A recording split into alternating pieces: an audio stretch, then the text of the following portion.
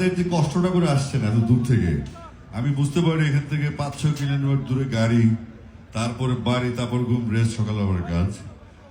তো এত কষ্ট করে কনসার্ট দেখে মানে বিনোদন, এই বিনোদনটার ব্যবস্থা করছে মিনিস্ট্রি অফ মিডিয়া। রিয়াদে আমি আসার পর দেখলাম আমরা বাংলাদেশে যা বাড়াবাড়ি করি এখানে উল্টা, মানে এখান থেকে ধার্মিক লোক বাংলাদেশে বেশি, টেনশনের বিষয় একটা। তো আমরা আশা করছি আমরা একটা শিক্ষিত জাতি হিসেবে উঠবো এবং আমাদের বিনোদন খুব প্রয়োজন। কিন্তু ও প্রিয়ের কষ্ট কিন্তু আমার আসলে না, এটি বহু প্রবলেম।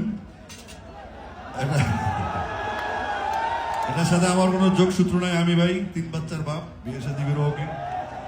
আপনারা যারা বিয়ে শাদী করছেন বেঁচে গেছেন, যারা করেন নাই বা যে কারণে হয় নাই বা পারতেছেন না তাদের জন্য লাগবে।